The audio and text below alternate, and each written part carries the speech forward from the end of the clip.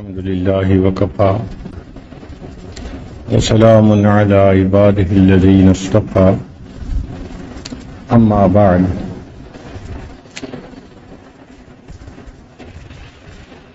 أعوذ بالله من الشيطان الرجيم بسم الله الرحمن الرحيم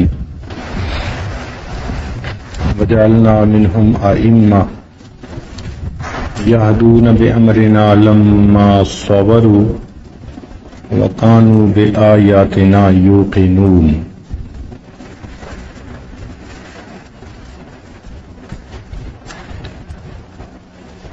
وقال الله تعالى في مقام آخر وفي الأرض آيات للموقنين. وقال رسول الله صلى الله عليه وسلم اليقين قوتي أو كما قال عليه الصلاة والسلام. سبحان ربك رب العزة عما يصفون وسلام على المرسلين والحمد لله رب العالمين. اللهم صل على سيدنا محمد وعلى آل سيدنا محمد وبارك وسلم. اللهم صل على سيدنا محمد وعلى آل سيدنا محمد وبارك وسلم. اللهم صل على سيدنا محمد وعلى آل سيدنا محمد وبارك وسلم. نبی علیہ الصلوۃ والسلام کا ارشاد گرامی ہے الیقین قوتی، یقین میری غذا ہے. غذا کہتے ہیں وہ چیز جس سے انسان کو نشو و نما ملے، جیسے کھانا پینا، یہ انسان کی غذا سمجھی جاتی ہے اور اس سے انسان کے جسم کو نشو و نما ملتی ہے. غذا اچھی ہو تو انسان کا جسم اچھی طرح بڑھتا ہے، قوی ہو جاتا ہے، بیماریوں کے خلاف قوت مدافعت رکھتا ہے. ایک روحانی غذا ہے جس کو انوار، تجلیات، برکات، فیوزات کہتے ہیں. وہ انسان کو روحانی طور پر مضبوط کر دیتی ہیں. نبی علیہ السلام نے ارشاد فرمایا الیقین قوتی، کہ یقین میری غذا ہے. یقین کہتے ہیں کہ انسان کسی چیز کے بارے میں پکا گمان کر لے، اس کو یقین کہتے ہیں.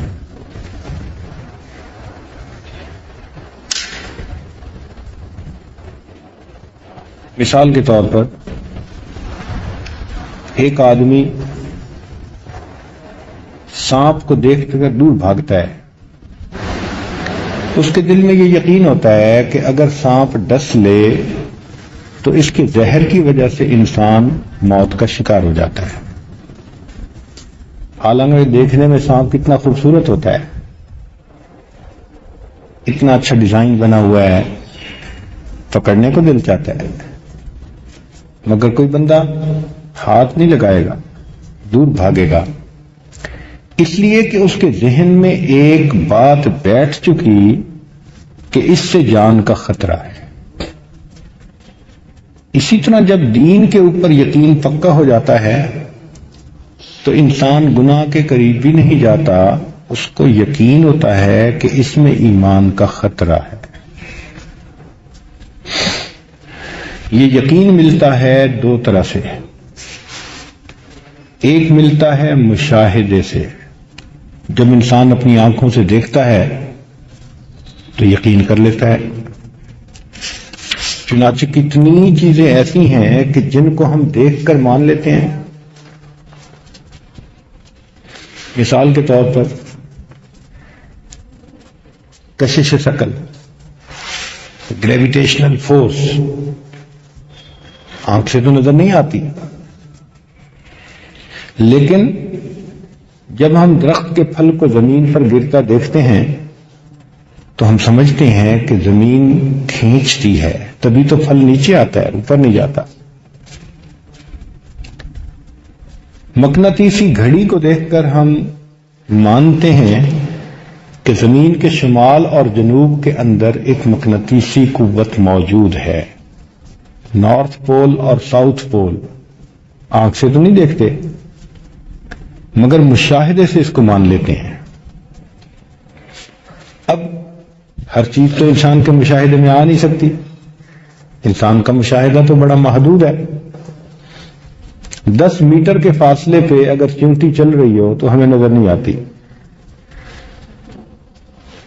چیونٹی کے چلنے کی بھی آواز ہوتی ہے، مگر آلات سے وہ سنی جا سکتی ہے، ہم نہیں سن سکتے۔ چیونٹی شکر کی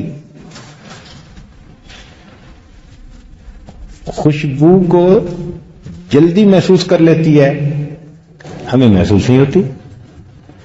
چنانچہ کہیں چینی کا ایک چھوٹا سا گرین دانہ بھی پڑا ہوگا، ہمیں محسوس بھی نہیں ہوگا کہ چینی کا دانہ ہے یا نہیں، لیکن چیونٹی اس کی خوشبو کو محسوس کرتے ہوئے وہاں تک پہنچ جائے گی۔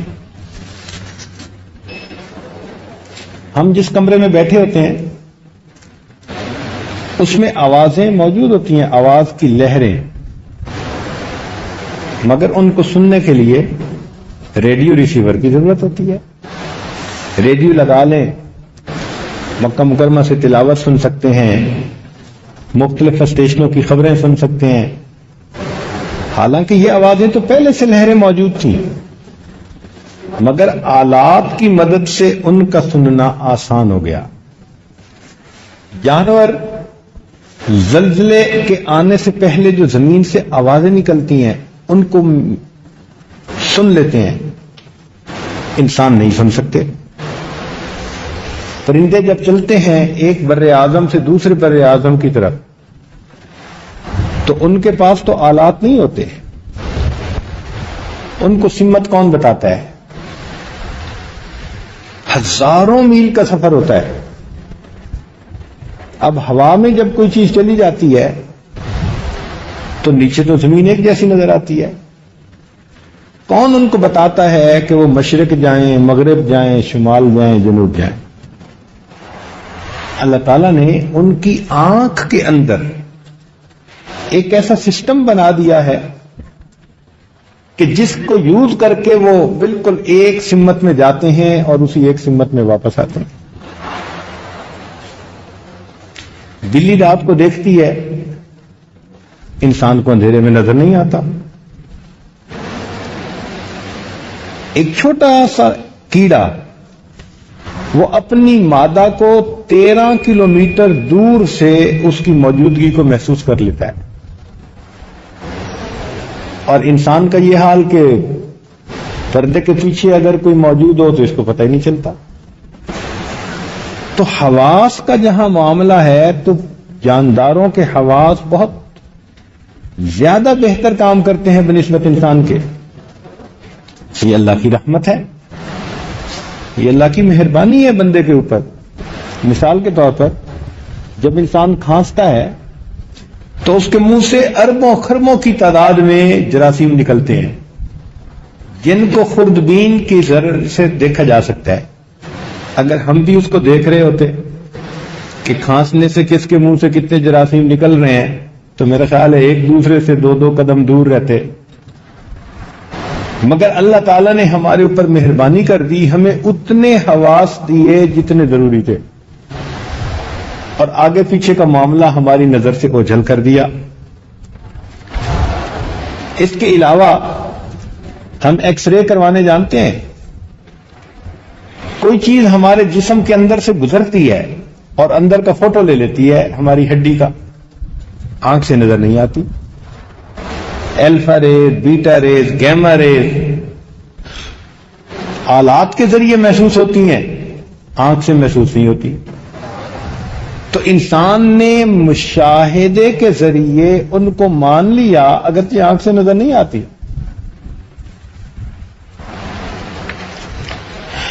تو معلوم ہوا کہ یقین کرنے کے دو طریقے، ایک مشاہدہ، مشاہدے کی وجہ سے چیز نظر آئے یا نہ آئے انسان مان لیتا ہے،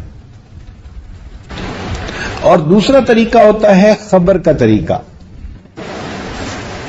کہ کسی کے بتانے سے مان لینا۔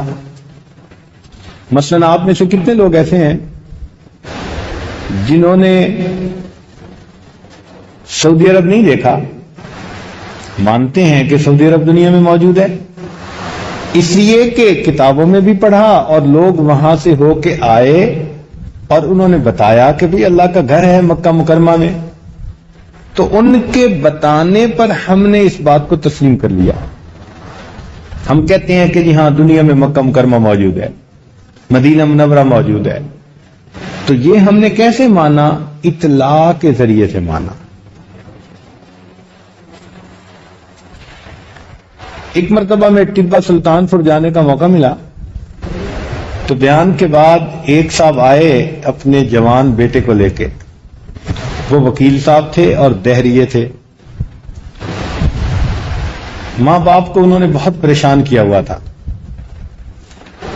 تو والد کہنے لگا جی کہ یہ میرا بیٹا ہے، سائنس پڑھا ہے اور پتہ نہیں اس کا دماغ کیا خراب ہوا کہ یہ کہتے ہیں کہ میں اللہ تعالیٰ کے وجود کو نہیں مانتا۔ اب باپ بڑا پریشان، میں نے وکیل صاحب سے بات کی، وکیل صاحب کہنے لگے جی کہ میں تو ہوں سائنس پڑھا ہوا، مشاہدہ کرتا ہوں کسی چیز کا تو مانتا ہوں، سنی سنائی باتیں میں نہیں مانتا۔ میں نے اسے سمجھانے کی کوشش کی مگر وہ سمجھنے کے لیے تیار ہی نہیں تھے۔ جب کوئی بندہ سمجھنے کے لیے تیار نہ ہو تو اس کو سمجھانا بڑا مشکل کام ہوتا ہے۔ مجھے بھی اندازہ ہو گیا کہ اب یہ گھی ٹیڑھی انگلی سے نکلے گا، سیدھی انگلی سے نہیں نکلتا۔ تو میں نے اس سے پوچھا کہ بھئی یہ بتاؤ کہ تم واقعی سنی سنائی بات کو نہیں مانتے؟ کہنے لگا نہیں، میں سائنس پڑھا ہوا ہوں، مشاہدے سے میں کوئی چیز دیکھتا ہوں تو مانتا ہوں، ورنہ نہیں مانتا۔ میں نے اس کو پکا کر لیا۔ جب اچھی طرح پکا ہو گیا تو میں نے تھوڑی سی ادھر ادھر کی بات بدل کے پھر ان سے پوچھا وکیل صاحب آپ کا نام؟ کہ جی یہ۔ آپ کے والد کا نام؟ کہتے ہیں جی یہ۔ میں نے کہا جی آپ نے جو والد کا نام بتایا تو آپ کیوں مانتے ہیں کہ یہ میرے والد ہیں؟ دیکھ کے مانا ہے یا سن کے مانا؟ تو میں جب آپ سے پوچھ رہا ہوں کہ باپ کا نام کیا، آپ کہیں مجھے پتہ ہی نہیں۔ اب تو باپ اس کا جو ہے نا غصے میں کہتے ہاں بالکل ٹھیک، تو کہہ میرا باپ مجھے کوئی نہیں پتا کون ہے۔ اب تو پریشان کہ سارے شہر میں یہ بات اگر پھیل گئی تو میرا کیا بنے گا؟ کہتے ہیں نہیں جی میری امی نے مجھے بتایا یہ تمہارا باپ ہے۔ میں نے کہا تمہاری امی تو پھر بھی جھوٹ بول سکتی ہے، اگر تم ماں کے کہنے پہ باپ کو باپ مان لیتے ہو تو کیا نبی علیہ السلام کے کہنے پہ ہم اللہ کے وجود کو نہیں مان سکتے؟ تو نبی علیہ السلام کی بات کو تسلیم کر لینا، اس کو دین کہتے ہیں، اس کو یقین کہتے ہیں، کہ آپ صلی اللہ علیہ وسلم نے جو کچھ آ کر بتایا ہم آپ کو صادق الامین سمجھتے ہوئے اس چیز کو قبول کرتے ہیں، اس کو مانتے ہیں۔ تو گویا ماننے کے دو طریقے، ایک خبر کے ذریعے سے اور ایک نظر کے ذریعے سے۔ نظر کے ذریعے بھی بندہ مانتا ہے، بجلی کی تار میں کچھ نظر تو نہیں نہ آ رہا ہوتا، ہاتھ کوئی نہیں لگاتا، ہر ایک کو پتا ہوتا ہے جی 11 kV کی تار ہے، جو ہاتھ لگائے گا پھڑک جائے گا۔ تو جس طرح 11 kV کی تار کو کوئی ہاتھ نہیں لگاتا، اسی طرح اگر پکا یقین ہو کہ ہم اگر گناہ کریں گے تو اللہ تعالی کی طرف سے ہمیں ایک جھٹکا پڑے گا سزا کا، تو بندہ پھر گناہ کے قریب بھی نہیں جاتا۔ نوجوان بچے اکثر سوال پوچھتے ہیں جی کہ گناہوں سے بچنا بڑا مشکل ہے۔ اس وقت تک مشکل ہے جب تک یقین کمزور ہے۔ اب کوئی کہے جی سانپ کو دیکھ کے جی میں سانپ کو پکڑے بغیر رہ نہیں سکتا، کوئی کہہ سکتا ہے نہیں، اور بندہ دور بھاگے گا کہ سانپ ہے، اگر کاٹے گا تو میری جان چلی جائے گی۔ ایسے ہی مومن سمجھتا ہے کہ اگر میں گناہ کا مرتکب ہوں گا تو میرا ایمان چلا جائے گا۔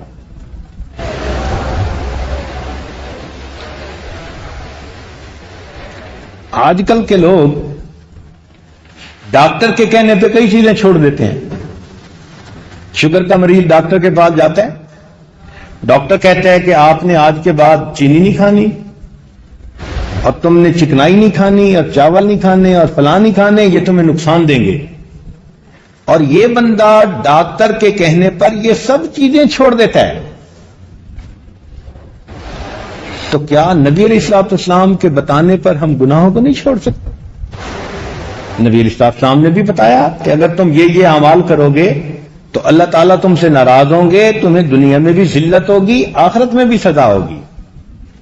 کتنی عجیب بات ہے کہ بکری چارہ کھا رہی ہوتی ہے، مالک کی ایک آواز پر وہ چارہ کھانا چھوڑ دیتی ہے۔ انسان نبی علیہ السلام کے فرمانے پر گناہ کو نہیں چھوڑ سکتا۔ تو یقین کمزور ہو تو گناہوں سے بچنا مشکل، اور جب یقین بن جائے تو گناہوں سے بچنا بہت آسان۔ ہمارے اکابر کا یقین بنا ہوا تھا، ان کو پکا یقین تھا اگر ہم گناہ کے مرتکب ہوں گے اللہ تعالیٰ کی طرف سے سزا ملے گی۔ چنانچہ اللہ تعالیٰ قرآن مجید میں ارشاد فرماتے ہیں، من یعمل سوءا یجز بہ، جو کوئی بھی گناہ کرے گا اسے اس کی سزا مل کر رہے گی۔ اب اس یقین کی وجہ سے وہ گناہ کے قریب نہیں جاتے تھے، حالانکہ گناہ کے موقع ہوتے تھے۔ سیدنا یوسف علیہ السلام کے سامنے گناہ کا بہترین موقع تھا۔ بند کمرہ ہے، گھر کی جو بڑی ہے وہ اپنے آپ کو خود گناہ کے لیے پیش کر رہی ہے، پھر پردیس ہے، ماں باپ کی ذلت کا بھی ڈر کوئی نہیں، جاننے والا بھی کوئی نہیں کہ یہ کس خاندان کا ہے، کون ہے، بھرپور جوانی بھی ہے، لیکن ان کے دل میں ایک یقین تھا کہ نافرمانی کرنے سے اللہ رب العزت ناراض ہوتے ہیں۔ لہذا باوجود اس کے کہ ماحول گناہ کا تھا، انہوں نے فرمایا معاذ اللہ، میں اللہ کی پناہ مانگتا ہوں۔ حدیث پاک میں آتا ہے کہ تابعین میں سے کتابوں میں لکھا ہے کہ تابعین میں سے ایک 3 بزرگ تھے، وہ دشمن کی قید میں آ گئے، اس نے 2 کو تو شہید کر دیا اور ایک کو چاہا کہ میں اپنی فوج کا جرنیل بناؤں، چنانچہ اس کو وہ گھر لے آیا اور اپنی بیٹی کو کہا کہ بیٹی تم اس آدمی کو اپنی طرف مائل کرو تاکہ یہ ہمارے دین پہ آ جائے، ہمارے لیے بڑے کام کا آدمی ہوگا۔ 1 ہفتہ تک وہ جوان لڑکی بن سنور کر اس کے پاس آتی، کھانا پیش کرتی، باتیں کرنے کی کوشش کرتی۔ 1 ہفتہ انہوں نے اس کے چہرے کی طرف آنکھ اٹھا کے نہ دیکھا۔ وہ بڑی لڑکی پریشان حیران ہوئی کہ یہ کیسے ممکن ہے، یہ جوان مرد ہے، میں تنہائی میں گھنٹوں اس کے پاس آتی بیٹھتی ہوں، دھیان ہی نہیں دیتا۔ کہنے لگی کہ آپ میری طرف کیوں نہیں دیکھتے؟ ان کا میرے اللہ نے منع کر دیا غیر محرم کو دیکھنا۔ کہنے لگی اچھا تم اگر اتنے پکے ہو تو پھر مجھے بھی تم اپنے جیسا بنا لو۔ انہوں نے کلمہ پڑھایا اور اس کو مسلمان کر دیا۔ شکار کرنے کو آئے، شکار ہو کے چلے۔ پھر کہنے لگی کہ اب تو میں مسلمان ہو چکی ہوں تو یہاں رہنا مشکل ہے، مجھے نکالو یہاں سے۔ چنانچہ انہوں نے کہا کہ تم ہی کوئی بندوبست کرو۔ اس نے باپ کو کہا کہ میں ان کے ساتھ جنگل کی سیر پہ جانا چاہتی ہوں۔ چنانچہ جنگل کی سیر کے بہانے گھوڑے مل گئے اور یوں اللہ رب العزت نے اس تابعی کو اس جگہ سے رہائی عطا فرمائی۔ مسلمانوں کے علاقے میں پہنچے تو اللہ رب العزت نے اس عورت کے ساتھ نکاح کرنے کی بھی توفیق دے دی. نعمت وہ ملنی تھی. اگر پہلے ہاتھ بڑھا دیتے تو ایمان سے شاید خالی ہی ہو جاتے یا خطرے میں ایمان پڑ جاتا. اپنے آپ کو تھام لیا. اللہ نے آزادی کی بھی نعمت دے دی اور یہ نعمت بھی ان کو عطا فرما دی. یقین ہوتا تھا ان کو. چنانچہ سلیمان بن یسار رحمت اللہ علیہ ایک بزرگ گزرے ہیں, حج کے لیے چلے, اپنے خیمے میں تھے کہ ان کے دو دوست شہر چلے گئے کھانا لانے کے لیے. اتنے میں ایک عورت دیہاتی وہ خیمے میں آ گئی اور اس نے ان کو گناہ کی طرف متوجہ کرنا چاہا. تو انہوں نے جب سوچا نا کہ یہ مجھے گناہ کی طرف متوجہ کر رہی ہے تو انہوں نے رونا شروع کر دیا کہ شیطان نے اپنا ایجنٹ میرے پاس بھیج دیا. جب ان کی آنکھوں میں آنسو دیکھے تو شرمندہ ہو کہ وہ عورت تو چلی گئی. کہتے ہیں کہ رات خواب میں ان کو سیدنا یوسف علیہ السلام کی زیارت نصیب ہوئی. تو انہوں نے سیدنا یوسف علیہ السلام کی خدمت میں عرض کیا کہ حضرت آپ کتنے عظیم ہیں کہ آپ کا تذکرہ قرآن مجید میں کہ آپ نے زلیخا کی دعوت کے باوجود اس کی طرف پیش قدمی نہ کی. تو سیدنا یوسف علیہ السلام نے فرمایا کہ میں تو اللہ کا نبی تھا, میرے اوپر اللہ کی حفاظت تھی, رحمت تھی, مدد تھی اللہ کی. یہ اتنی حیرانی کی بات نہیں. حیرانی کی بات تو یہ ہے کہ سلیمان تمہارے سامنے عورت نے اپنے گناہ کو پیش کیا اور تم نے رو کر اپنے آپ کو گناہ سے بچا لیا. اللہ کے ہاں تمہارے اس گناہ سے بچنے کا رتبہ بہت بڑا ہے. تو جب دل میں یقین ہوتا ہے نا پھر تنہائیوں میں بھی انسان گناہ کی طرف متوجہ نہیں ہوتا. اسی طرح رزق ملنے کا یقین. اگر بندے کو رزق ملنے کا یقین ہو, نہ وہ جھوٹ بولے گا, نہ وہ کسی کو دھوکہ دے گا, نہ چوری کرے گا, نہ کسی دوسرے کا مال ہتھیانے کی کوشش کرے گا. اس لیے کہ اللہ تعالیٰ نے فرمایا وَمَا مِن دَابَّةٍ فِي الْأَرْضِ إِلَّا عَلَى اللَّهِ رِزْقُهَا. جو کچھ بھی زمین میں ہے, فرمایا کہ جو زمین میں جاندار ہے اس کا رزق ہم اللہ کے ذمہ ہے. اللہ تعالیٰ نے رزق پہنچانا ہے. اللہ تعالیٰ نے بی بی مریم کو بے موسم کے پھل کھلائے, تو کیا امت محمدیہ کو موسم کے پھل نہیں کھلا سکتے؟ بنی اسرائیل کو اللہ تعالیٰ نے من و سلوہ کھلایا 40 سال, تو کیا امت محمدیہ کو اللہ تعالیٰ گندم کی روٹی نہیں دے سکتے؟ یہ تو یقین کرنے والی بات ہے. اگر یقین کریں گے اللہ رزق عطا فرمائیں گے. چنانچہ اگر یقین ہو کہ زکوٰۃ ادا کرنے سے میرا مال پاک ہو جاتا ہے, محفوظ ہو جاتا ہے. حدیث پاک میں آتا ہے کہ جو بندہ اپنے مال کی زکوٰۃ دے اس کا مال اللہ کی حفاظت میں آ جاتا ہے. اللہ تعالیٰ اس مال کے محافظ بن جاتے ہیں, لہذا اس مال کو کوئی ضائع کر ہی نہیں سکتا. چنانچہ دارالعلوم دیوبند کے ایک خازن تھے, نواب صاحب تھے, تہجد گزار تھے. ان کے پاس دارالعلوم کے پیسے ہوتے تھے, وہ جس کمرے میں پیسے رکھتے تھے ان کے اپنے بھی پیسے وہیں ہوتے تھے, اور اس کمرے کو انہوں نے چھوٹی سی ایک تالی سی لگائی ہوئی تھی, چھوٹا سا تالا. ایک دن تہجد میں اٹھے تو کیا دیکھا کہ چور آیا ہوا ہے اور اس تالے کو وہ توڑنے کی کوشش کر رہا ہے. اور یہ اللہ کے بندے ایسے کہ آرام سے وضو کیا اور نفلیں پڑھنے کھڑے ہو گئے, اور وہ تالا توڑنے کی کوشش میں لگا رہا, تالا ٹوٹا ہی نہیں. حتیٰ کہ جب فجر کی نماز کا وقت قریب ہوا اور انہوں نے مسجد جانا تھا تو یہ مصلی سے اٹھ کے آئے اور کہنے لگے اے بھائی, اگر ساری رات تو اس سے یہ تالا نہیں ٹوٹا تو اب کہاں ٹوٹے گا؟ تو وہ چور تھا, وہ تو بھاگ گیا کہ گھر والے اٹھ گئے. لہذا یہ آئے اور آ کے انہوں نے مسجد میں نماز پڑھی. اب ان کا تقیہ کلام تھا اللہ کے فضل سے, یعنی جب کوئی بات کرتے تھے نا کہتے تھے اللہ کے فضل سے, اللہ کے فضل سے. نماز پڑھ کے اس دن جو امام تھے ان کو یہ کہنے لگے حضرت آج تو اللہ کے فضل سے اللہ کا غضب ہو گیا, اب وہ امام صاحب ہنس بھی رہے ہیں اور ان کی بات بھی سن رہے ہیں. کہنے لگے کیا کہہ رہے ہو؟ جی آج تو اللہ کے فضل سے اللہ کا غضب ہی ہو گیا. اللہ کا غضب کیا مطلب؟ پھر انہوں نے واقعہ سنایا. امام صاحب نے کہا کہ نہیں، تم جب اٹھ گئے تھے تو تمہیں چاہیے تھا کہ پہلے ہی چور کو بھگا دیتے، تم نے کیوں نہ بھگایا؟ تو یہ اس وقت ناراض ہونے لگے، کہنے لگے میں اپنے مال کی پوری پوری زکات دیتا ہوں، ممکن ہی نہیں تھا کہ وہ چور میرے تالے کو توڑ کے چوری کر سکتا، میرا مال میرے اللہ کی عبادت میں ہے. رابعہ بصریہ اللہ کی نیک بندی سوئی ہوئی ہے. ایک چور آیا ان کے کمرے میں اور اس نے ان کی چادر اٹھائی اور بھاگنے لگا. جب جانے لگا نا تو اس کو ایک چکر سا آیا اور آنکھوں میں اندھیرا، گھبرا گیا.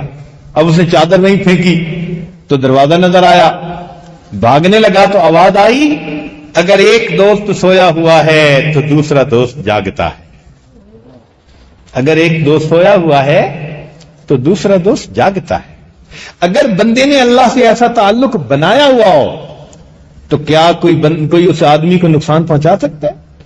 تو یہ یقین ہو جائے کہ زکوٰۃ ادا کرنے سے میرا مال میرے اللہ رب العزت کی حفاظت میں آ جائے گا، پھر انسان کو کوئی پریشانی نہیں ہوتی.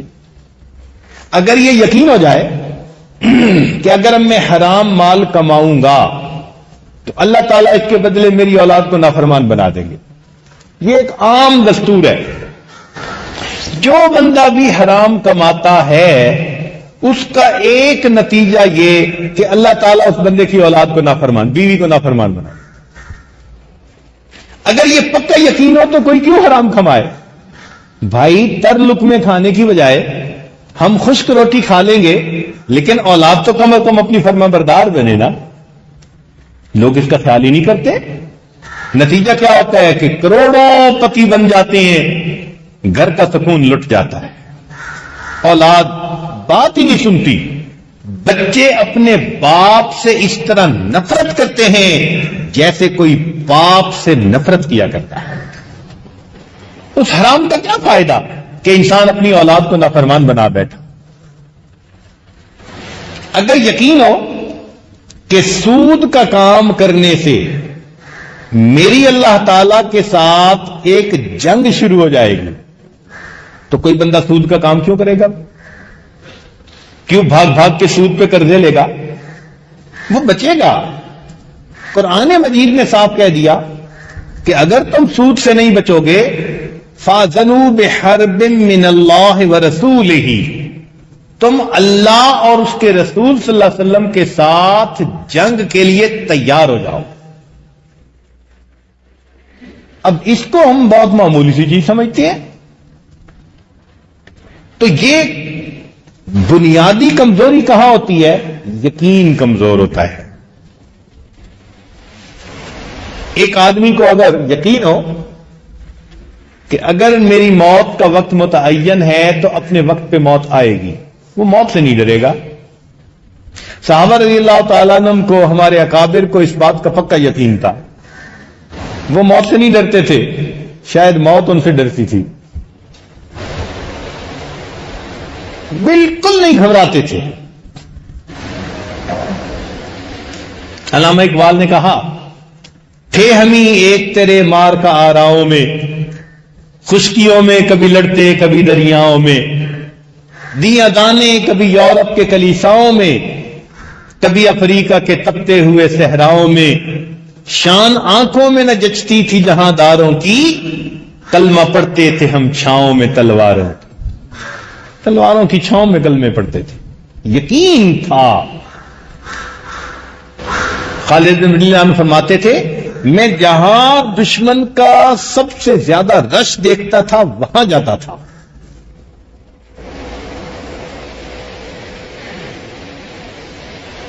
تو اگر یہ یقین ہو کہ موت اپنے وقت پہ آنی ہے تو پھر انسان موت سے نہیں ڈرتا. موت کا وقت متعین ہے. چنانچہ ایک آدمی 9ویں منزل سے گرا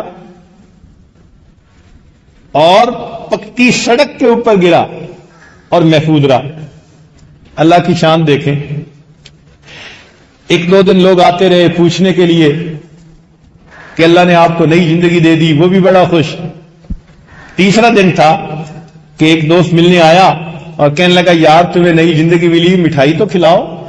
کہتا ہے یہ سامنے جو ہے نا بہترین مٹھائی کی دکان ہے، میں جاتا ہوں لے کے آتا ہوں۔ چنانچہ کمرے سے اٹھا اور اپنے گھر میں آیا کہ پیسے لے کے جاتا ہوں مٹھائی لینے کے لیے۔ تو گھر والوں نے فرش دھویا ہوا تھا، فرش کے اوپر سے جو پاؤں پھسلا، سر کے بل گرا اور اس کی موت آ گئی۔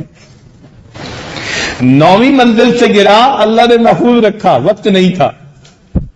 جب وقت آ گیا تو پاؤں پھسلا فرش سے، وہی اس بندے کی موت آ گئی۔ تو مومن پکا یقین رکھتا ہے کہ میرا وقت اللہ رب العزت نے جو متعین کر دیا، بس اسی وقت پہ مجھے موت آئے گی۔ اسی طرح عزت ذلت ملنے کا یقین، مومن کے دل میں یہ یقین ہوتا ہے کہ عزت مجھے اللہ نے دینی ہے، اور اگر یہ یقین ہو کہ مال سے ملے گی، پھر بائی ہک بائی کروک وہ مال کو حاصل کرنے کی کوشش کرے گا، لیکن عزتیں تو اللہ دیتے ہیں۔ وَلِلَّهِ الْعِزَّةُ وَلِرَسُولِهِ وَلِلْمُؤْمِنِينَ، فرمایا وَتُعِزُّ مَن تَشَاءُ وَتُذِلُّ مَن تَشَاءُ، اللہ آپ جسے چاہتے ہیں عزت دیتے ہیں، آپ جسے چاہتے ہیں ذلت دیتے ہیں۔ سیدنا امیر معاویہ رضی اللہ عنہ نے خط لکھا عائشہ صدیقہ رضی اللہ تعالیٰ عنہ کو، جو ام المومنین، کہ مجھے کوئی نصیحت کریں، آپ ماں کا درجہ رکھتی ہیں۔ اتنی پیاری نصیحت کی۔ انہوں نے فرمایا کہ اگر تم لوگوں کی خوشی کی خاطر اللہ کو ناراض کرو گے تو اللہ ان لوگوں کے دلوں میں تمہارا بغض پیدا کر دیں گے، یہ اندر سے تمہارے دشمن بن جائیں گے۔ اور اگر تم اللہ کی رضا کے لیے لوگوں کو ناراض بھی کر بیٹھو گے، اللہ لوگوں کے دلوں میں تمہاری محبت ڈال کے یہ اندر سے تم سے محبت کرنے لگ جائے گے۔ اور بات بالکل سچی ہے۔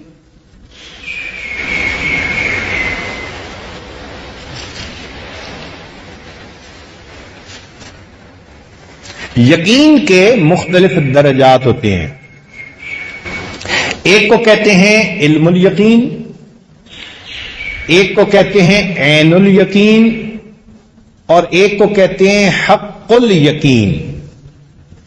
علم الیقین کا مطلب کہ علم کی حد تک انسان کو یقین ہو کہ بھئی یہ ایسے ہے، اور عین الیقین سے مراد کہ آنکھ سے بھی دیکھ لے، اور حق الیقین سے مراد کہ حقیقت کھل جائے بندے کے اوپر۔ اب اس کی مثال یوں سمجھیں کہ آپ اگر مکہ مکرمہ میں ہیں اور ٹھنڈی ہوا آپ کو لگی، تو ٹھنڈی ہوا کے لگتے ہی آپ کو علم الیقین ہے کہ کہیں بارش ہوئی ہے، بارش ہوئی ہے تو ٹھنڈی ہوا آ رہی ہے نا۔ پھر اس کے بعد آپ طائف کی طرف سے بادل آتے دیکھتے ہیں، تو اب آپ کو عین الیقین بھی نصیب ہو گیا، ہاں طائف میں بارش ہوئی ہوگی اور وہاں سے بادل مکہ مکرمہ کی طرف آ رہے ہیں، لہذا وہاں سے یہ ٹھنڈی ہوا آئی، اور جب وہ بادل آ کر آپ کے اوپر برسنے لگ گئے تو اب آپ کو حق الیقین حاصل ہو گیا۔ ایک اور مثال، سردی میں آپ ٹھٹھرتے ہوئے گھر واپس آئے تو بیوی کہتی ہے جی میں آپ کے لیے چائے لاتی ہوں، تو آپ کو علم الیقین ہے کہ یہ گرم چائے لائے گی۔ اس نے چائے لا کے آپ کے سامنے ٹیبل پہ رکھ دی، اور اس میں سے آپ نے بخارات اٹھتے ہوئے دیکھے، اب اس کو کہیں گے عین الیقین، کہ آپ کو آنکھ سے بھی محسوس ہو گیا کہ چائے بڑی گرم ہے، اور جب آپ نے چائے کا کپ اٹھا کے اپنے منہ سے لگا لیا، اس کو کیا کہیں گے؟ حق الیقین۔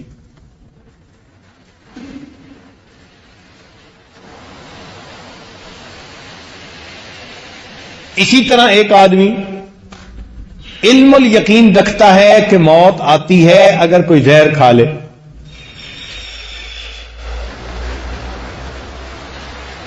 اور اگر کسی کو اپنی آنکھوں کے سامنے مرتے دیکھے تو یہ کہلایا جائے گا، اور اگر کوئی خود زہر کھائے تو پھر کیا کہیں گے؟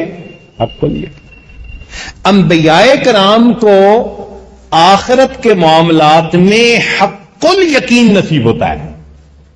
انبیاء کرام کو آخرت کے معاملات میں حق الیقین نصیب ہوتا ہے، اولیاء کرام کو آخرت کے معاملات میں عین الیقین ہوتا ہے۔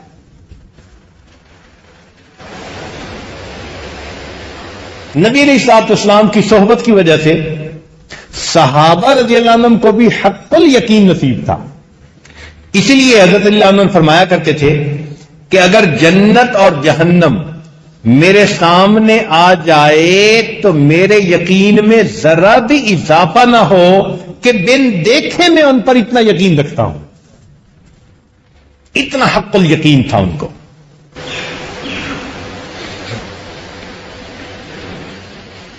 اولیاء کرام سے جو کرامات صادر ہوتی ہیں نا، اس کی بنیادی وجہ بھی ان کی قوت یقین ہوتی ہے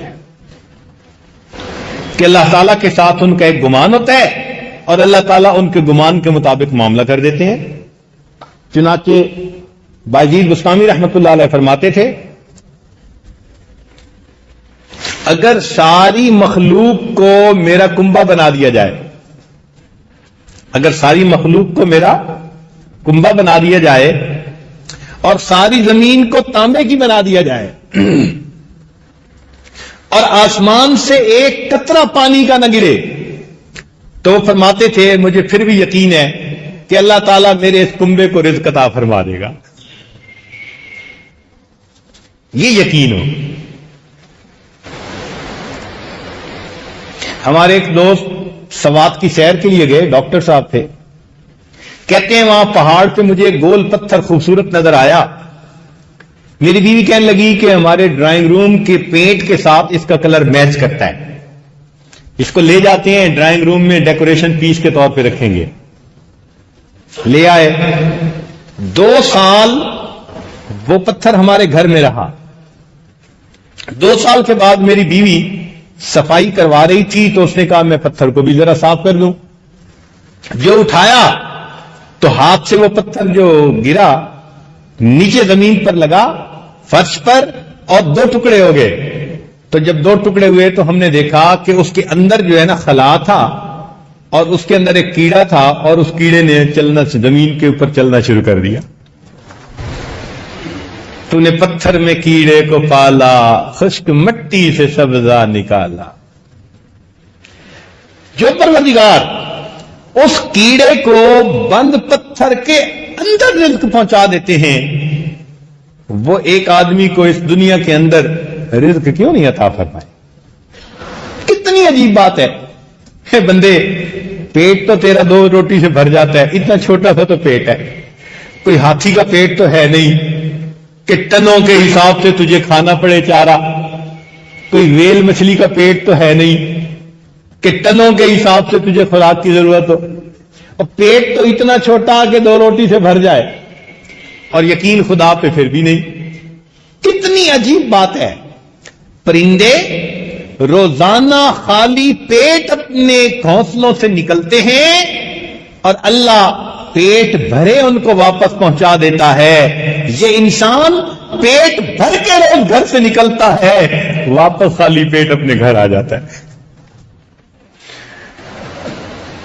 پلے رزق نہ بندے پکھو تے درویش، جنہ تکیا رب دا انہ رزق ہمیش۔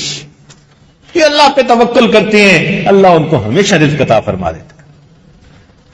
تو اگر یقین ہو تو انسان روزی کے لیے کیوں جھوٹ بولے، کیوں کسی کا مال غبن کرے، کیوں چوری کرے، کیوں اپنی آخرت برباد کرے اپنی اس روزی کی خاطر؟ روزی تو اللہ نے دینی ہے۔ تو اس کا تعلق انسان کے یقین کے ساتھ ہے۔ جب یقین ہو جائے گا تو پھر انسان کے لیے یہ سب چیزیں آسان ہو جائیں گی۔ رزق اللہ نے پہنچانا ہوتا ہے، وہ پہنچا دیتا ہے۔ بہت عرصہ پہلے کی بات ہے، کوئی 20 سال پہلے کی بات ہے. مجھے لاہور سے خنیوال کی طرف جانا تھا. ڈرائیور کو میں نے کہا کہ بھائی تم رات کو نیند پوری کر لینا تاکہ صبح فریش ہو کے ڈرائیو کرنا. نئی گاڑی تھی، بڑی گاڑی تھی. پچھلی سیٹ پر میں بیٹھ گیا، کوئی فائل اپنی پڑھ رہا تھا. ڈرائیور ڈرائیونگ کر رہا تھا. ملتان روڈ ویسی اس وقت کافی کھلی تھی، گاڑی بھی تیز چلا رہا تھا. اچانک اس نے ایک جگہ بریک لگائی اور مجھے ایسے لگا جیسے گاڑی کسی چیز سے ٹکرائی، مگر بچ گئے. میں نے پوچھا کیا ہوا؟ کہنے لگے وہ سر وہ ایک کتا آگے آ گیا تھا، میں نے بڑی بچانے کی کوشش کی مگر وہ لگ گیا. میں نے کہا مجھے لگتا ہے کہ تم نے رات کو نیند پوری نہیں کی، اور گرمی کے موسم میں صبح صبح نیند بھی خوب آتی ہے. کہ نہیں میں تو جی رات کو سویا تھا، میں ٹھیک ہوں. میں نے کہا نہیں، ایسے کرو کہ جہاں آگے کوئی چائے والی جگہ ہے نا، تم گاڑی روکنا، میں تمہیں نا ایک ذرا ڈرائیور کپ چائے کا پلاتا ہوں تاکہ تمہاری آنکھیں کھلیں. چپ ہو گیا. لو جی 35 کلومیٹر وہ گاڑی چلاتا رہا، بھگاتا رہا 120 کلومیٹر پہ. اور 35 میل کے بعد ایک ریسٹورانٹ آیا، وہاں اس نے گاڑی روکی. میں نے کہا جاؤ چائے کا کپ پیو. پھر میرے ذہن میں خیال آیا بھائی بالکل نئی گاڑی ہے، پتہ نہیں اس پہ کیا چیز لگی، ڈینٹ پڑا، کتنا نقصان، دیکھوں تو صحیح. تو میں باہر نکلا اور آگے کی طرف آ کر جب میں نے دیکھا تو حیران ہو گیا کہ گاڑی کے آگے کا جو بمپر تھا اس کے اوپر ایک کتا یوں بیٹھا ہوا تھا. اب میں سوچنے لگا کہ یہ کیسے بیٹھا ہے. تو پھر میرے ذہن نے سوچا کہ ادھر ڈرائیور نے بریک لگائی اور ادھر کتے نے چھلانگ لگائی، تو وہ بالکل بمپر کے اوپر آ کر لگا ہوگا اور وہی وہ بیٹھ گیا، اور گاڑی چونکہ چل رہی تھی تو وہ پکڑا رہا. اب 35 کلومیٹر کے بعد آ کر گاڑی رکی. اب جب اس نے دیکھا مجھے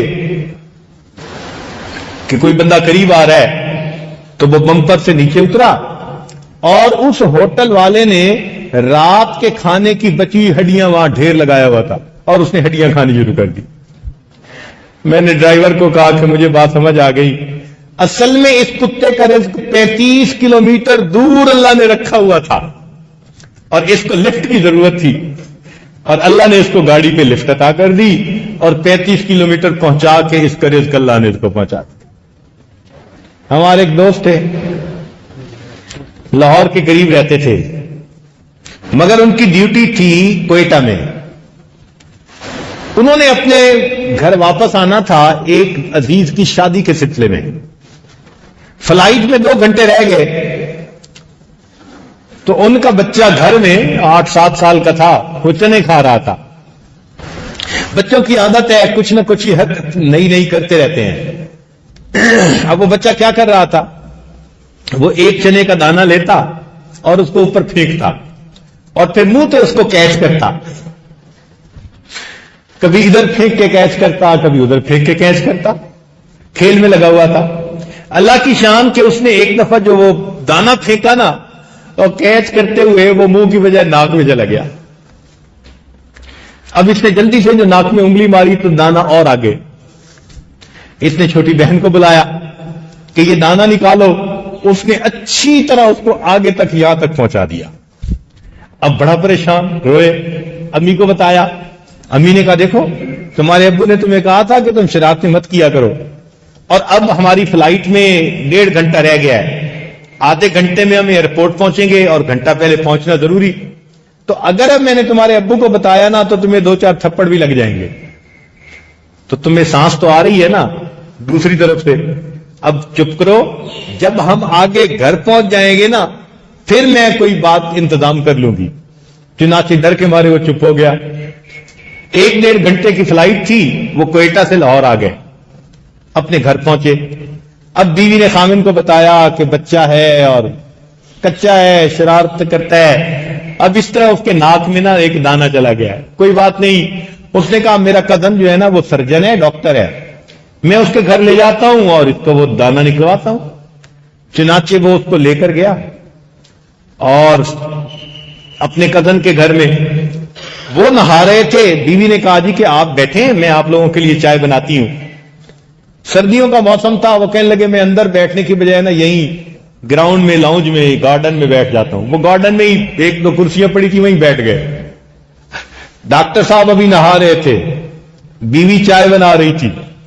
اب ادھر بیٹھے بیٹھے اس بچے کو اچانک نا چھینک آئی۔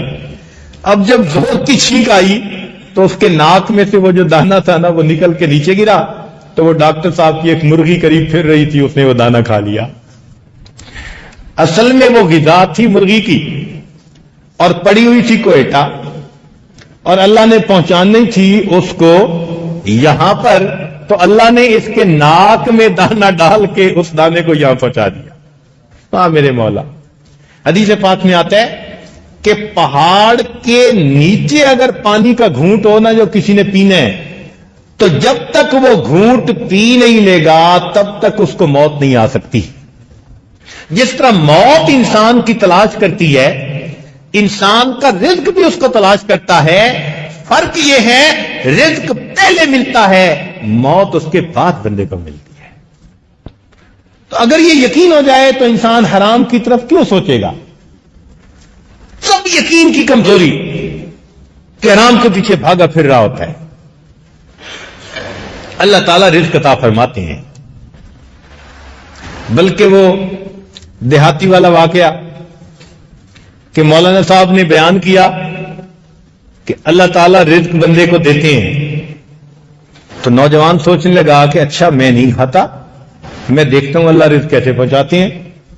چنانچہ اگلے دن اس نے بھوک ہڑتال کر دی۔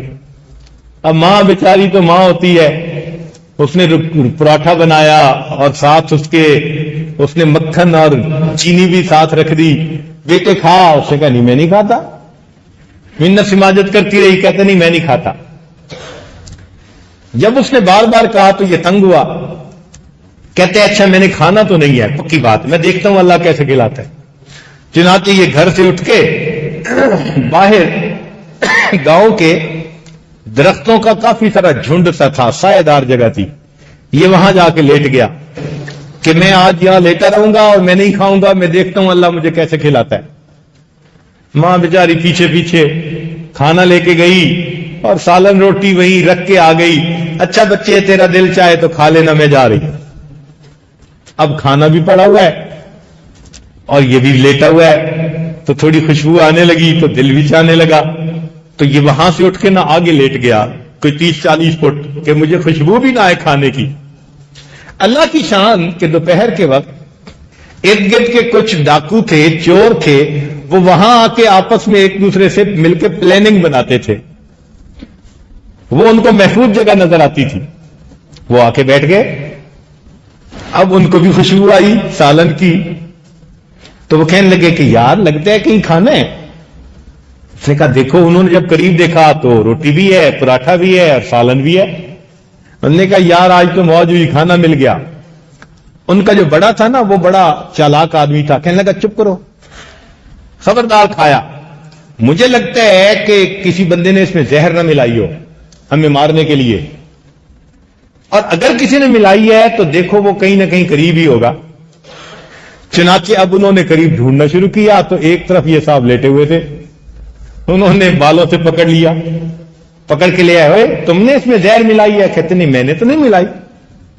کیوں تم نے یہاں رکھا؟ چپ، ان کا لگتا ہے کوئی نہ کوئی یہ مکر کر رہا ہے ہمارے ساتھ، اچھا یہ اسی کو کھانا کھلاؤ۔ وہ کہتے میں نہیں کھاتا۔ اب ان کو ہو گیا پکا یقین، اور کھاؤ، نہیں میں نہیں کھاتا۔ اچھا تو ہمیں کھلانے کے لیے لایا تھا، لگاؤ اس کے جی 2 جوتے۔ اب اس کو جوتے بھی پڑ رہے ہیں اور اس کو جو ہے کہہ رہے ہیں کہ کھا۔ پہلے تو کہتا رہا نہیں کھاتا نہیں کھاتا، جب پتہ چلا کہ بنا یہ تو جوتوں کی کوئی حد ہی نہیں، کہنے لگا جی معاف کر دے کھاتا ہوں۔ خیر اس نے پھر پورا واقعہ سنایا اور ان کے سامنے بیٹھ کے روٹی بھی کھائی، خیر انہوں نے چھوڑ دیا۔ اب ٹکا کے جو مار پڑی تھی نا تو جسم پہ تو جوتوں کے نشان، اب بیچارہ دردوں کے ساتھ گھر واپس آیا۔ خیر ماں نے دیکھا، چپ کر گئی۔ اب یہ اگلے جمعے کے انتظار میں، اگلا جمعہ ہوا، پھر مولانا صاحب نے تقریر کی، انہوں نے کہا بھائی دیکھو اللہ تعالیٰ رزق پہنچاتے ہیں اور اللہ تعالیٰ بندے کو ہر حال میں اس کا رزق عطا کرتے ہیں، جب انہوں نے بیان کر لیا نا، نماز پڑھ لی، تو یہ مولانا صاحب کے پاس گیا، کہنے لگا مولانا ادھورے مسئلے نہ کیا کریں. ہم کہا ادھورے مسئلے کیا؟ میں تو پورے مسئلے کرتا ہوں. کہتے نہیں آپ ادھورے مسئلے کرتے ہیں. بھائی ادھورے مسئلے کیا؟ کہنے لگے جی آپ نے پچھلی دفعہ کہا تھا کہ جس کا رزق کو اللہ تعالیٰ اسے پہنچا کے رہتے ہیں. کہا یہ پوری بات تو ہے. کہتے نہیں یہ پوری بات نہیں ہے. پورا مسئلہ یہ ہے کہ جس کا رزق ہو اللہ اس کو پہنچا کے رہتے ہیں، اور جو رزق نہ کھانا چاہے اللہ جوتے مار مار کے بندے کو کھلاتے. تو بات تو ایسی ہے، انسان کا رزق اس کو مل کے رہتا ہے. اگر یہ یقین ہو تو ہم کبھی حرام کی طرف آنکھ اٹھا کے بھی نہیں دیکھیں گے. جو میرا رزق ہے وہ میرے مولا نے مجھے دینا ہے. ہمارے ایک دوست ہیں فرٹیلائزر کا کام کرتے ہیں، کروڑوں پتی بندہ ہے. کہنے لگے میں نوکری کرتا تھا، ریٹائرمنٹ ہو گئی اور میرے پاس 1 لاکھ روپیہ تھا. میں نے 1 لاکھ روپیہ کاروبار کرنے کی کوشش کی. جو میرا شریک تھا، پارٹنر تھا، وہ دھوکے سے 1 لاکھ روپیہ بھی مجھ سے لے گیا. کہنے لگا میرے پاس کچھ بھی نہیں تھا، بڑا پریشان. ایک اللہ والے کے پاس گیا، سارا واقعہ سنایا. جی میں کیا کروں؟ کہنے لگے انہوں نے مجھ سے سوال پوچھا کہ رزق کون دیتا ہے؟ میں نے کہا اللہ. کہنے لگے بچہ جب رزق اللہ دیتا ہے تو پریشان کیوں ہو؟ اللہ تمہیں اب بھی دے گا، اب بھی عطا کرے گا. ایک بات رکھو، دل میں یہ نیت کر لو کہ میں نے کسی کے ساتھ برا نہیں کرنا. میرے ساتھ اگر کوئی برا کرے گا تو میں اللہ کے لیے معاف کر دوں گا. بس تم یہ نیت کر لو. کہنے لگا میں نے دل میں یہ نیت کی اور معمولی سا کام کرنا شروع کیا. میرے مولا نے مجھے اتنی برکت دی کہ 10 سال گزرنے سے پہلے اللہ نے مجھے کروڑوں پتی بنا دیا. تو یقین انسان کا اگر مضبوط ہو تو پھر انسان کبھی بھی نہ گناہ کی طرف قدم اٹھاتا ہے، نہ انسان حرام کے لیے قدم اٹھاتا ہے. اللہ رب العزت سے ہم یقین کی مضبوطی مانگیں. حضرت مولانا قاسم نانوتوی رحمۃ اللہ نے دارالعلوم بنایا تو انہوں نے ہشتگانہ مسائل، اس کے جو اصول لکھے، ان میں سے ایک اصول یہ تھا کہ ہم دارالعلوم کے لیے مستقل آمدنی کا کوئی ذریعہ قبول ہی نہیں کریں گے. لوگوں نے پوچھا کیوں؟ فرمایا کہ کہیں اللہ سے نظر نہ ہٹ جائے اور کہیں اللہ کی مدد رک نہ جائے. اتنا ہمارے اکابر اللہ کی طرف دھیان رکھتے تھے، توجہ رکھتے تھے، اور ان کے یقین کی وجہ سے اللہ تعالیٰ ان کو وہ سب نعمتیں عطا فرماتے تھے. اللہ کے وعدوں پہ اللہ کی شان دیکھو. بیوی خاوند پہ بھروسہ کرتی ہے، بیٹا باپ پہ بھروسہ کرتا ہے، دوست پہ بھروسہ کرتا ہے، شاگرد استاد پہ بھروسہ کرتا ہے. ساری دنیا میں کہیں نہ کہیں شخص بھروسہ کرتا ہے. وہ مخلوق پہ بھروسہ کرنے والے پروردگار پہ بھروسہ نہیں کر سکتے.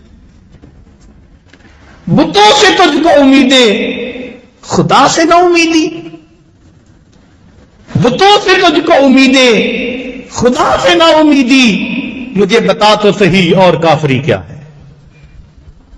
بندوں پہ بھروسے کرتے پھرتے ہیں، اللہ پہ بھروسہ نہیں ہوتا. اللہ کی ذات پہ یقین کر لیں.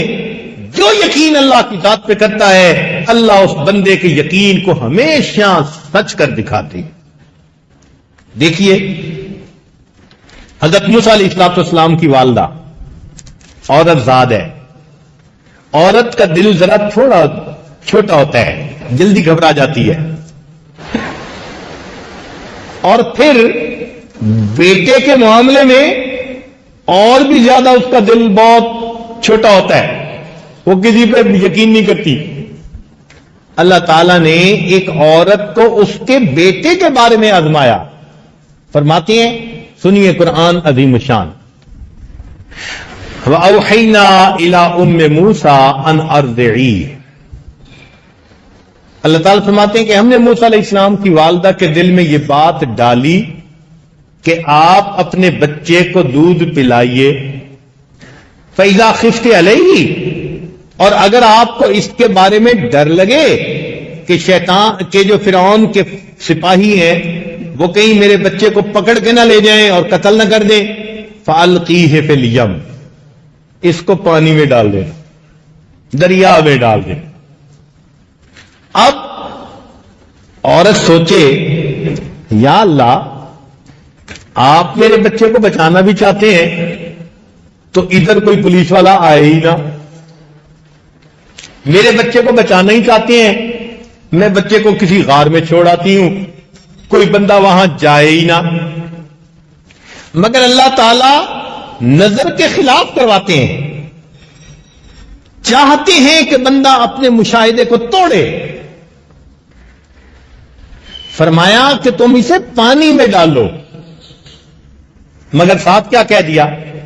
فَلْيُلْقِهِ الْيَمُّ بِالسَّاحِلِ يَأْخُذْهُ عَدُوٌّ لِّي وَعَدُوٌّ اللَّهِ۔ واہ میرے اللہ، فرمایا کہ یہ کنارے لگے گا اور پھر اس کو وہ پکڑے گا جو اس بچے کا بھی دشمن، اللہ فرماتے ہیں میرا بھی دشمن۔ یا اللہ اسی سے تو بچانا ہے اور آپ الٹا اسی کے ہاتھ پہنچا رہے ہیں۔ مگر فرما دیا وَلَا تَخَافِي وَلَا تَحْزَنِي، خوف بھی نہ کھانا ڈرنا بھی نہیں، إِنَّا رَادُّوهُ إِلَيْكَ، ہم اسے تمہارے پاس واپس لوٹائیں گے، وَجَاعِلُوهُ مِنَ الْمُرْسَلِينَ، اور ہم نے اسے رسولوں میں سے بنانا ہے۔ اللہ وعدہ فرما رہے، اور آزاد ہے، اللہ کے وعدے پہ اس نے یقین کر لیا، اپنے بیٹے کو ایک بکسے میں ڈالا اور بکسے کو پانی میں۔ اب عقل کیا کہہ رہی ہے؟ عقل کہتی ہے کہ تیرا بچہ نہیں بچتا، اگر بکسے میں سوراخ رکھو ہوا کے لیے تو اس میں سے پانی اندر جائے گا اور بچہ ڈوب کے مر جائے گا، اور اگر پانی سے روکنے کے لیے اس کو بند کر دو تو ہوا بند ہو جائے گی، بچہ دم گھٹ کے مر جائے گا۔ تیرا بچہ بچتا نہیں، سوراخ بناؤ تو نہیں بچتا، نہ بناؤ تو نہیں بچتا۔ آنکھ یہ دیکھ رہی ہے مگر اللہ کے وعدے پہ بھروسہ۔ وہ ماں اپنے بیٹے کو پانی میں ڈال دیتی ہے، گھر آ جاتی ہے۔ اللہ کی شان دیکھیے، فرعون اپنی بیوی کے ساتھ دریا کی سیر، 800 غلام ارد گرد تھے، ایک نے دیکھا بکسا، اس نے پکڑا اور پکڑ کے پیش کیا، کہتے کھولو۔ جب کھولا تو اندر بچہ۔ اب فرعون کی بیوی نے دیکھا تو وہ تو موسیٰ علیہ السلام کو دیکھتے ہی فریفتہ ہو گئی، کہنے لگی لا تقتلوہ، اس کو قتل نہیں کرنا، عسیٰ ان ینفعنا او نتخذہ ولدا، ہو سکتا ہے یہ ہمیں فائدہ پہنچائے، ہم اسے اپنا بیٹا بنائے۔ اب بیوی نے کہا تو فرعون بھی بات مان گیا کہ اچھا نہیں قتل کرواتے۔ اب ذرا اندازہ لگاؤ، لوگ کہتے ہیں جی بیویوں کی بات مانتا کوئی نہیں، بڑے بڑے فرعون بیویوں کی بات مانتے ہیں۔ یہ ہوم گورنمنٹ ایسی ہوتی ہے، مانے بغیر گزارا ہی نہیں ہوتا۔ ہزاروں بچوں کو قتل کروا چکا، اور یہاں بیوی کہتی ہے لا تقتلوہ، اس کو قتل نہیں کرنا، اور کہتے ہیں جی ٹھیک ہے میں اس کو قتل نہیں کرواتا۔ اصل میں اس کے دماغ نے اس کو دھوکہ دیا، ذہن میں اس نے سوچا میں اس کو بیٹے کی طرح گھر میں پالوں گا تو یہ مجھ سے تخت کیوں چھینے گا، بھائی یہ تو میرا بیٹا ہوگا۔ عقل نے کہا ہاں ٹھیک ہے، چنانچہ اس نے اپنے گھر اس کو لے لیا، بیٹا بنا لیا، اعلان کر دیا۔ اب اس زمانے میں ڈبے کا دودھ تو ہوتا نہیں تھا کہ فیڈر دو بھائی جان چھٹی، عورتیں دودھ پلاتی تھی، چنانچہ عورت کو بلایا گیا۔ اللہ تعالیٰ فرماتے ہیں وَحَرَّمْنَا عَلَيْهِ الْمَرَاضِعَ مِنْ قَبْلِ، اللہ تعالیٰ نے عام عورتوں کا دودھ ان پر حرام کر دیا تھا، وہ بچہ پیتا ہی نہیں۔ اب بچہ رو رہا ہے، اور بچے کے رونا جو ہوتے ہیں نا یہ بڑی طاقت ہوتی ہے. توبہ. بچے کے آنسوؤں میں اتنی طاقت ہے کہ بڑے بڑے ہتھیاروں میں بھی وہ طاقت نہیں ہوتی. آنسو نکلے بچے کے، ماں باپ برداشت ہی نہیں کر سکتے، پریشان. اور عورت کو بلاؤ، اور ساری رات جاگتے گزر گئی اور بچے نے کسی کا دودھ نہیں پیا. اب نیند نہ آئے نا تو بندہ ویسے ہی تھکا اکا پڑا ہوا ہوتا ہے، ساری رات کا جاگا ہوا. جو نائٹ ڈیوٹی کرتے ہیں ان کو اچھی طرح پتا ہوگا. اب دل کرتا ہے کہ یار یہ مصیبت ختم ہو، میں بھی سوؤں. وہ بھی خدائی کا دعویٰ کرنے والا بدبخت کیسا تھا، اکا پڑا تھا نیند کے نہ آنے کی وجہ سے. کہتا تھا جی کوئی آئے دودھ پلائے میری جان چھوٹ جائے. ادھر کیا ہوا؟ اللہ تعالیٰ فرماتے ہیں وَأَصْبَحَ فُؤَادُ أُمِّ مُوسَىٰ فَارِغًا. موسیٰ علیہ السلام کی والدہ نے صبح کی بڑے غم کی حالت میں ان قادت لتبدی بہ لولا ربتنا علی قلبها، اگر ہم اس کے دل پہ گرا نہ دے دیتے، اس کے دل کو تسلی نہ دے دیتے تو وہ رو پڑتی اور رات کو کھول بیٹھتی. ہم نے اس کے دل کو تسلی دیے رکھی. بیٹی کو کہنے لگی بیٹی جاؤ بھائی کا پتہ کر کے آؤ. بہن بھاگی گئی، اس نے جا کے محل میں تماشا دیکھا، بچہ دودھ نہیں پیتا، اور بادشاہ سلامت کہتے ہیں بھئی بلاؤ کسی کو دودھ پلائے. جب اس نے دیکھا تو کہنے لگی هل ادلکم علی اہل بیت یکفلونہ وہم لہ ناصحون، میں تمہیں گھر والوں کے بارے میں بتاؤں جو اس کی کفالت بھی کریں گے اور اس کے بڑے خیر خواہ بھی ہوں گے. کہتے ہیں یہ خیر خواہ کا لفظ سن کے نا فرعون کو تھوڑا شک پڑا. وہ اس کو پکڑ کے پوچھتے ہیں لڑکی کیوں کہہ رہی ہے کہ وہ بڑے اس کے خیر خواہ ہوں گے؟ وہ بھی موسیٰ علیہ السلام کی بہن تھی. کہنے لگے جی ہم آپ کی رعایا ہیں، ہم آپ کے خیر خواہ نہیں ہوں گے تو کون آپ کا خیر خواہ ہوگا؟ کہتے ہیں ہاں بالکل ٹھیک ہے، اچھا جاؤ لے آؤ. وہ بھاگی ہوئی گھر آئی، کہتی ہے امی چلو. موسیٰ علیہ السلام کی والدہ آئی، انہوں نے موسیٰ علیہ السلام کو دودھ پلایا، بچے نے دودھ پینا شروع کر دیا. اب جب اطلاع ملی نا فرعون کو کہ جی وہ تو بچے نے دودھ پینا شروع کر دیا، کہتے ہیں بہت اچھا ہوا، اچھا میں سونے جا رہا ہوں. موسیٰ علیہ السلام کی والدہ 2-3 دن وہاں رہی، اور 2-3 دن کے بعد انہوں نے کہا بھائی اتنا گھونسلہ اپنا کچا ہو یا پکا، میں تو اپنے گھر جاتی ہوں، میں نہیں آ رہ سکتی. اب فرعون کہنے لگا جی خدا کی بندی تو واپس نہ جا، بچے کو ساتھ لے جا، اپنے گھر میں ہی اس کو دودھ پلاتی رہنا، اور میں تمہاری تنخواہ دودھ پلانے کی تمہارے گھر بھیج دیا کروں گا. اللہ فرماتے ہیں فرددناہ الی امہ، ہم نے لوٹا دیا اس کی اس کی والدہ کے پاس، کئی تقر عینھا، تاکہ اس کی آنکھیں ٹھنڈی ہو، ولا تحزن، اور وہ غمزدہ بھی نہ ہو، ولتعلم، اور وہ جان لے ان وعد اللہ حق، جان لے کہ اللہ کے وعدے سچے ہیں. ولکن اکثرہم لا یعلمون، اکثر لوگ یہ بات نہیں سمجھتے. تو بھائی اللہ رب العزت کے وعدے سچے، اس کو یقین کہتے ہیں. یہ یقین اگر ہمیں نصیب ہو جائے ہماری زندگی پھولوں کی سیج بن جائے. نبی علیہ الصلوۃ والسلام نے ارشاد فرمایا الیقین قوتی، یقین میری غذا ہے. اور واقعی اسی یقین سے اللہ تعالیٰ انسان کے معاملات کو آسان کر دیتے ہیں. نگاہ مرد مومن سے بدل جاتی ہیں تقدیریں، جو ہو ذوق یقین پیدا تو کٹ جاتی ہیں زنجیریں. اس لیے قرآن پاک کے شروع میں ہی دیکھیے اللہ تعالیٰ نے فرمایا ذالک الکتاب، یہ کتاب ہے لا ریب فی، اس میں کوئی شک نہیں، ھدی للمتقین، متقیوں کے لیے ہدایت. یہ پہلے کیوں کہہ دیا لا ریب فی؟ اس لیے کہہ دیا کہ شک سے یقین ختم ہو جاتا ہے. جس طرح سرکے سے شہد فاسد ہو جاتا ہے، اس طرح شک سے انسان کا یقین ختم ہو جاتا ہے. تو آخرت کے بارے میں کوئی شک نہیں دل میں ہونا چاہیے. کہتے ہیں نا دیہاتی لوگ، او جی اے جہان مٹھا اگلا کہہ ونج ڈٹھا. یہ کون سی بات ہوئی بھائی؟ نبی علیہ السلام نے اگلا جان جا کے دیکھا، اور نبی علیہ السلام نے بتایا، اور ہمیں اپنے آقا کے کہنے پر 100% یقین ہے.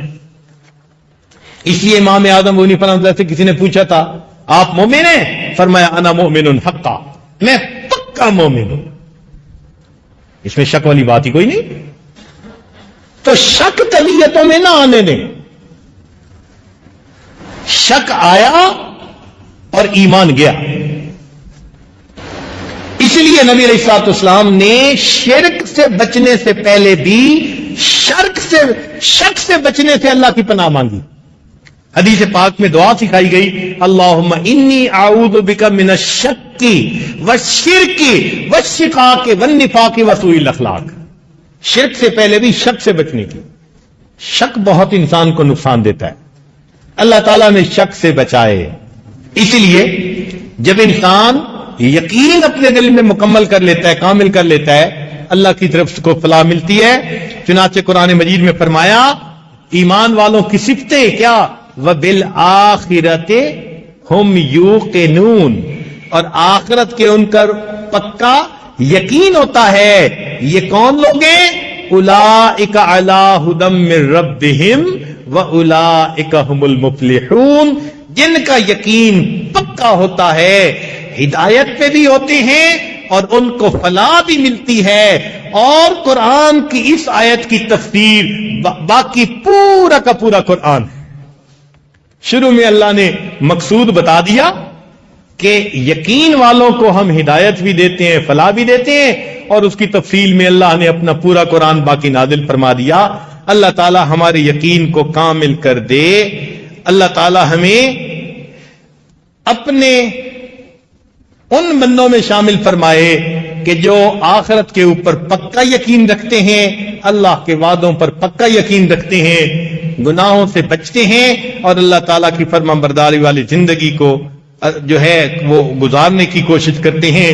اللہ تعالیٰ ہمیں یقین کامل کی نعمت عطا فرمائے۔ وآخر دعوانا ان الحمد للہ رب العالمین۔